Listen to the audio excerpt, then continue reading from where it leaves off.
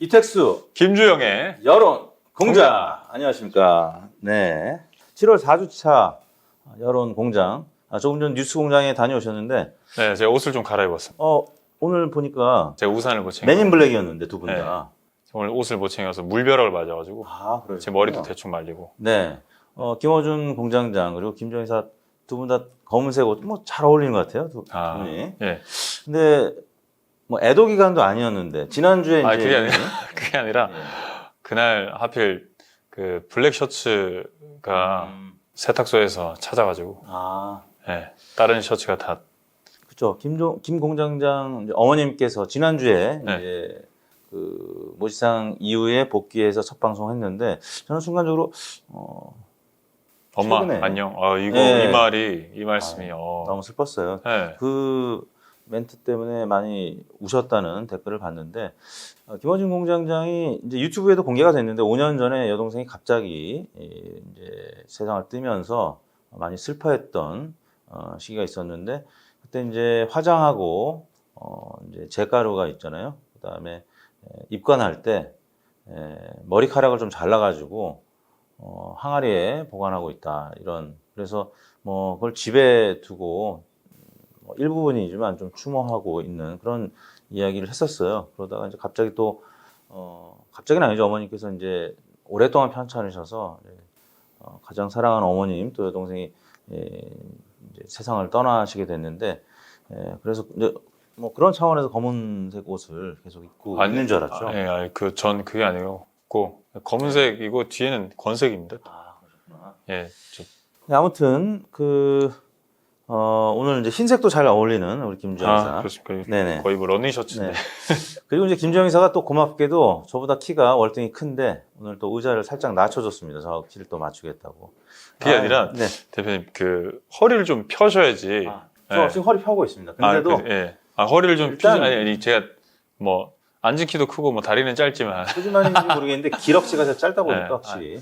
허리를 좀 피셔야지 좀 이렇게 카메라 잘 나오는 거예요. 저희는 또 댓글을 또 우리 또 경청하다 보니까 어떤 댓글이 그런 말이 있었어요. 의자 높이 좀 맞춰라. 보통은 이제 뭐 지상파 방송 나가면 이제 의자 높이 맞추잖아요. 근데 특히 우리는 이렇게 밀접하게 붙어서 방송하다 보니까 더 김이사의 저희도 지상파 방송이죠. 저희가 그 3층에 사무실 3층이니까 지상에 있죠. 김이사가 또 이런 아재 개그예요. 아재 개그. 이게 돼서 제가 참 좋아합니다. 지하에 있으면 이건 지상 3층? 아니죠. 지하 방송이죠. 그러니까 우리가 지상파 3층. 네, 그렇죠. 지상파. 저희는 지상파. 리얼미터는 3층에 있습니다. 조금 더 올라가야 되는데. 네네네. 네, 그러면 7월 4주차 주중 동향 여론 공장에서 김 이사가 조금 더 심층적으로 분석해 드리겠습니다. 네, 7월 4주차 주중 동향입니다. 문재인 대통령 긍정평가가 전 주간 집계랑 동률이 나왔습니다. 44.8%. 긍정평가가 44.8%가 나왔고요. 부정평가는 1%포인트 올랐습니다. 52%를 기록했습니다. 긍부정의 격차가 7.2%포인트 차이로 2주 연속 오차 범위 밖에서 부정평가가 긍정평가보다 높게 나타났습니다. 세부적으로 보면 긍정평가는 TK와 PK 30대, 이 30대가 거의 스윙 세대인 것 같은데 이 30대가 12.1%포인트로 긍정평가가 높게 나타났고 직업군으로는 무직이 9.8%로 높게 상승했습니다. 그에 반해 부정평가는 경기 인천에서 소폭 상승했고 충청권 60대, 20대 무당층에서 부정평가가 상승했습니다. 그동안에 사실 30대 또 뭐 TK, PK 이쪽에서 워낙 많이 빠졌었기 때문에 어느 정도 조정 국면에 들어간 것이 아닌가. 또 부동산 대책도 계속 이제 발표가 되고 있고, 물론 진성준 의원의 또 이제 TV 토론 과정에서 마이크가 꺼진 줄 모르게 얘기했던 부분, 물론 이제 해명을 했습니다만 그 부분이 조금 약간 잡음성 발언으로 논란이 되긴 했는데 그 이후에 문재인 대통령이 8월 17일 임시 공휴일 지정 방안도 발표했고 이 부분은 긍정적으로 영향을 미쳤을 것 같아요. 그리고 그린벨트 논란도 이제 어느 정도 종결이 되고 있는 것 같은데 이게 지지율이 지금 계속 한 3주 연속 빠지고 있는 상황이잖아요. 네. 이제 모멘텀으로 상승 모멘텀으로 한국판 뉴딜 정책 그리고 뭐 그린벨트 논란을 이제 정리를 하셨고 또 세종시로 이전하는 행정수도 이전과 관련해서 어떤 상승 모멘텀을 마련은 했는데 그동안 이제 계속 빠지고 있는 상황이라서 그 빠지는 걸 멈추는 그런 완충 작용을 했다라고 분석할 맞아요. 수 있고요. 그 행정수도 이전 문제는 꽤 논란이 됐죠. 네네. 그리고 파란이 돼서 지금도 계속 이어지고 있습니다. 김태년 원내대표가 이제 국회 원내교섭단체 대표 발언을 이제 했는데 그 이후에 계속 지금까지도 뭐 오늘 뭐 청와대뿐만 아니라 막 국회 뭐 또 이제 행정부 아직 안 내려간 행정기관도 얘기가 됐고 또 뭐 KBS라든지 아니면 서울대도 그런 얘기가 네. 이제 이전 얘기들이 나오고 있는 것 같고. 사실 그 행정수도 이전은 노무현 전 대통령 그때부터 이제 그렇죠. 말이 있었기 때문에 노무현 전 대통령을 이제 소환하는 일부 그런 효과도 그렇죠. 그래 30대가 또 영향을 받았을 수도 있겠네요. 네. 부동산 문제도 뭐 어느 정도 그린벨트 논란이 이제 사그라들면서 그런 부분도 있겠지만. 그래서 지금 그 당 차원에서 여당 차원에서 그 전방위적으로 이제 화력을 집중하고 있는 행정수도 이전과 관련해서. 네. 근데 제가 감히 제가 좀 약간 아쉬운 부분은 행정수도 이제 수도가 이전하는 거잖아요. 그런 부분과 관련해서는 제가 감히 말씀드리지만 이제 저도 이제 한 국민으로서 이제 감히 얘기해도 돼요. 네. 많이 얘기해도 됩니다. 감히. 대통령께서 이렇게 네. 뭐 발표를 하시다던가 그랬었으면 내가 이제 밤새 고민을 했는데 대통령께서 뭐 국민 여러분께 뭐 어떤 연설을 하시겠다 해서 국민 여러분들께 먼저 얘기를 하고 이제 여당에서 화력을 집중하면 좀 더 국민들이 이제 확실히 이제 좀 믿음이 더 가지 않았을까 하는 그런 면도 네네네. 있었겠네요. 네네. 근데 이제 김태년 원내대표가 먼저 이제 화두를 던지고 거기에서 어느 정도 여론의 입장도 들어보고 뭐 또 전문가들의 입장도 들어보고 네네. 항상 문재인 대통령 스타일인 것 같아요. 좀 굉장히 신중한. 그래서 노무현 대통령하고는 확실히 비슷한 면도 있지만 대비되는 면이 그런 면인 것 같습니다. 노무현 대통령 같은 경우는 먼저 그렇죠. 촛대를 먼저, 메고 예. 화두를 던지는 스타일이고 문재인 대통령은 어느 정도 좀 정리되는 모습을 보고 신중한 입장을 취하는 스타일이기 때문에 그런 면도 뭐 있을 수 예, 있겠네요. 그러면 좀 더 국민들의 마음을 좀 더 잘 이렇게 올릴 수. 감히 이런 입장 좋습니다. 예, 감히 제가 저도 국민입니다. 네네. 김병도 입장이 있다. 예. 사실 참 우리가 어려워요, 그렇죠? 우리가 예. 여론조사 기관 종사자들은 어떻게 보면 심판의 입장 뭐 이렇다 보니까 기계적인 중립을 항상 지켜야 되는. 근데 각자 개인이 그래서 저도 말씀드리고 네. 싶은 게 정치인분들, 연예인분들, 뭐 저는 정치인도 저희는 아니지만 정치인분들, 연예인분들은 TV에 나온다는 그 자체만으로도 어떤 국민들은 도덕적인 잣대를 굉장히 엄격히 부여를 하잖아요. 그렇죠. 특히 그리고 또 이제 정복을 입는 네. 유니폼을 입는 분들은 굉장히 이제 엄격한 잣대를 두는데 그분 한 분들도 다 국민이라는 거, 그렇죠. 소중한 국민이라는 거, 예, 그걸 맞습니다. 말씀드리고 싶습니다. 자, 그런데 이제 김어준 공장장이 이런 얘기 또 오랜만에 했습니다. 리얼미터는 정치 관여층, 갤럽은 저관여층. 응답률이 이제 갤럽은 좀 더 많고 전화 면접만 하고 리얼미터는 전화 면접과 ARS를 섞어서 하는데 저희가 평상시에는 전화 면접을 10%만 반영합니다. 왜냐하면 ARS로 좀 더 많은 국민들을 표집하기 위해서 말씀드린 대로 저는 2,500명, 갤럽은 1,000명이다 보니까 같은 비용으로 차라리 ARS를 더해서 예를 들면 호남을 좀 더 분석하고 싶다. 근데 리얼미터는 호남이 한 250명 잡히는데 갤럽은 100명밖에 안 잡히기 때문에 그래서 가끔 갤럽에서 호남에서 미래통합당질이 0%가 나올 때도 있습니다. 근데 저희는 이제 전화 면접 조사의 장점도 있지만 비용 대비 효율성이 높은 ARS 조사를 많이 반영을 해서 많은 국민들의 의견을 수렴하기 위해서 그런 차원에서 이제 고관여층, 저관여층 얘기가 있긴 한데 그리고 ARS가 네. 요즘은 텔레포비아라는 말도 있습니다. 뭐 신조어는 아니지만 제가 얘기하고 싶은 분이 그 부분이었어요. 네, 그렇습니다. 예, 좀 더 설명을 해주시죠. 이제 텔레포비아라는 말이 네.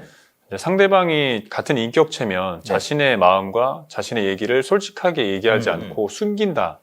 그래서 사실 그 택배 아저씨가 왔을 때 전화가 오면 전화를 안 받습니다. 그리고 문자로 네. 집 앞에 놓고 가시면 됩니다. 사실 저도 그런 적이 있었어요. 20대, 30대는 그 경향성이 강하고 네. 40대도 그런 경향성이 강한 분들 많이 봤고요. 이 과거 30, 40 세대들이 이제 또 50대가 됐고 했기 때문에 근데 저도 그래요. 저도 이제 막 5학년 접어들었는데 저도 전화, 왜냐하면 또 우리는 기자 전화를 많이 받잖아요. 예.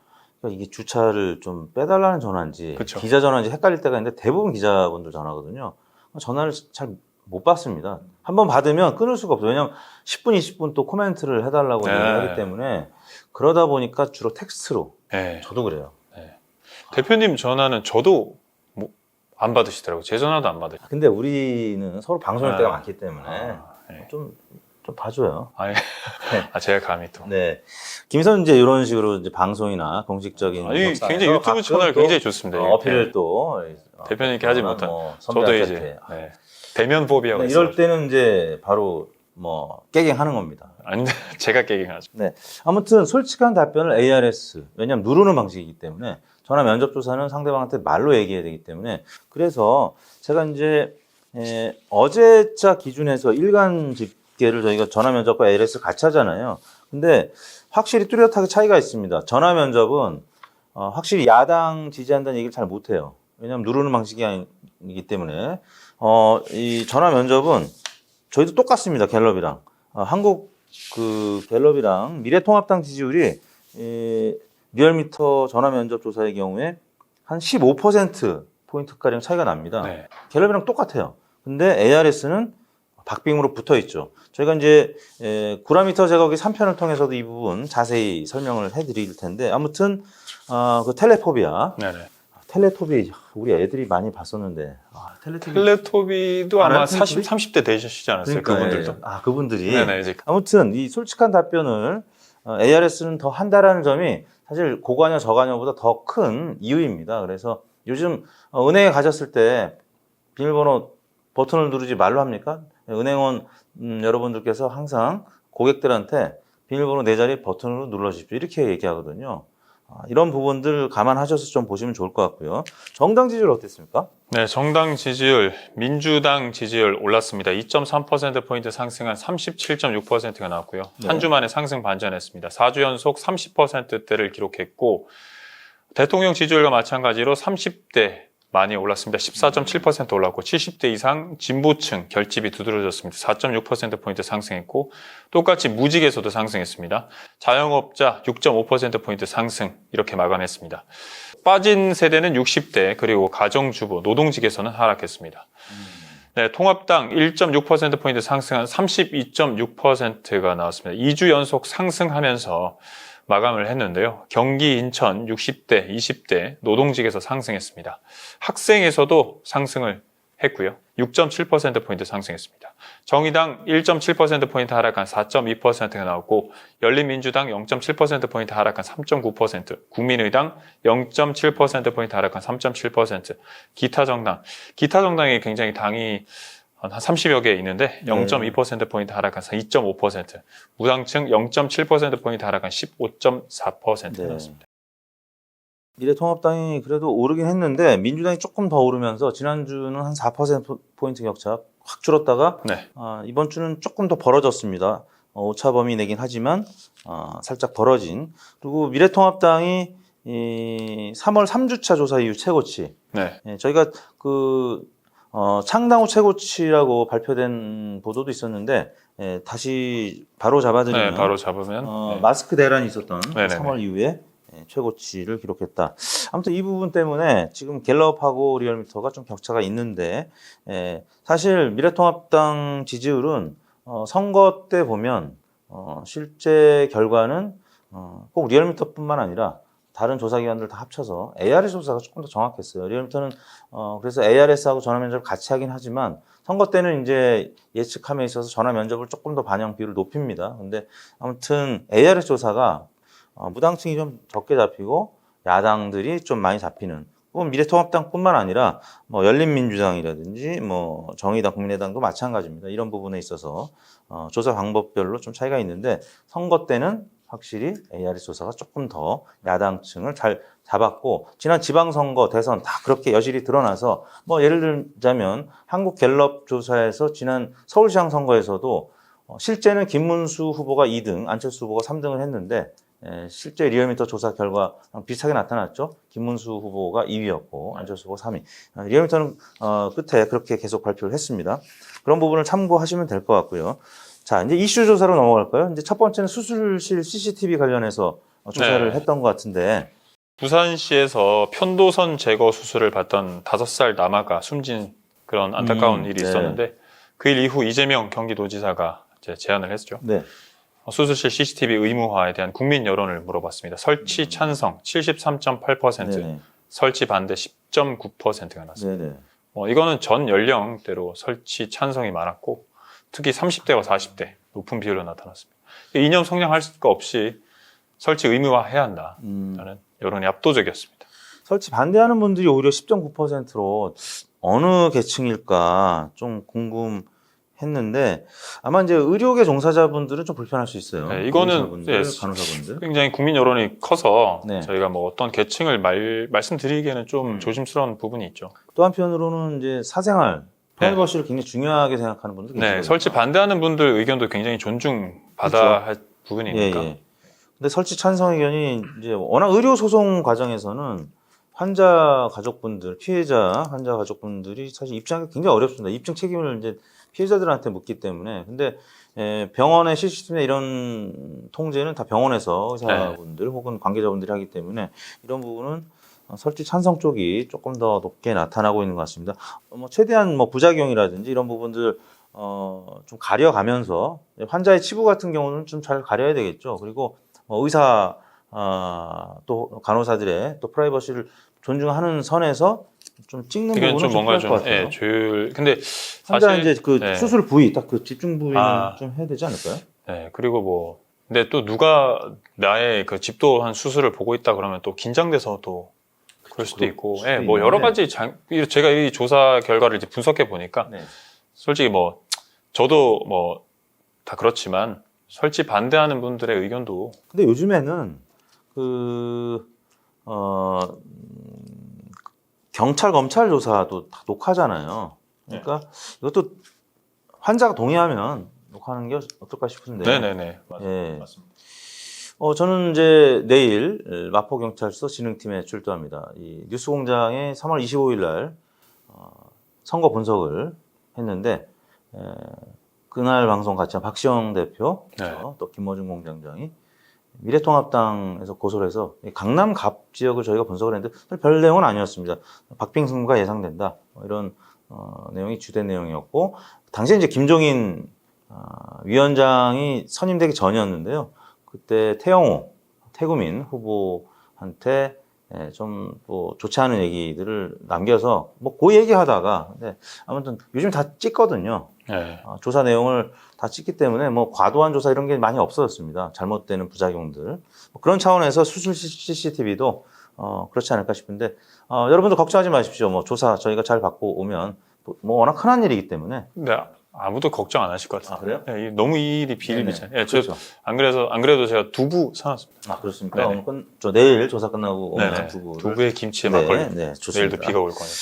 아무튼 수술 CCTV는 그렇고요. 또 하나 이제 이번 주에 저희가 청와대, 국회 등 세종시 이전 찬반 네. 이 조사도 했잖아요.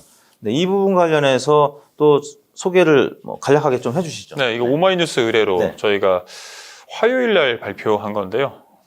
청와대, 국회 등 세종시 행정수도 이전과 관련된 여론조사를 물어봤습니다. 네. 이전 찬성이 53.9%로 국민 절반 이상이 찬성의 결과가 나왔습니다. 충청권에서는 66.1%나 높게 나왔겠죠. 당연히. 네. 그렇죠. 네네. 제가 충청도에 살아도 이건 네. 굉장히 환영할. 당에서는 조사한 게 60%가량 찬성이 나왔다고 하는데 리얼미터는 53.9% 아무튼 과반의 의견이 나왔고요. 이 이슈 때문에 아까 얘기하셨던 정당 지지도 미래통합당과 민주당 지지율 동반 상승. 대통령 지지율은 답보 상태지만 아무튼 떨어지는 걸 막았고 민주당은 소폭 오르는데 결정적인 영향을 한 것 같아요. 네. 이 부분이 이제 과거에 위헌 판결이 헌법재판소에서 나와가지고 야당에서는 공격을 하지만 아무튼 김태년 원내대표가 이거를 국회 연설하면서 터닝 포인트는 된 것 같습니다. 그렇죠? 자, 근데 제가 죄를 뿌리려는 게 아니라 네. 외국 사례도 보면 브라질 같은 경우는 행정 수도와 본 수도가 다르잖아요. 그렇죠. 그런 네, 것들이 그래서 있죠. 그 부분 물론 더 정치하는 분들이 더 잘 아시겠지만 그런 분들 감히 그런 부분 얘기하는 감히 거죠. 저희 뭐 시청자 여러분들이나 아니면 네. 국민 여러분들이 그런 부분 좀 더 자세히 보시고 그러면 내가 찬성할 건지 반대할 건지 네. 건지 찬성할 건지 알 수 네. 있을 것 같습니다. 오늘 여론공장은 이것으로 마치도록 하겠습니다. 네. 마무리 멘트 항상 우리 김 이사가 했죠. 네, 비가 많이 오고 있습니다. 침수 피해 없도록 시설물 관리 주의하십시오. 네. 감사합니다. 감사합니다.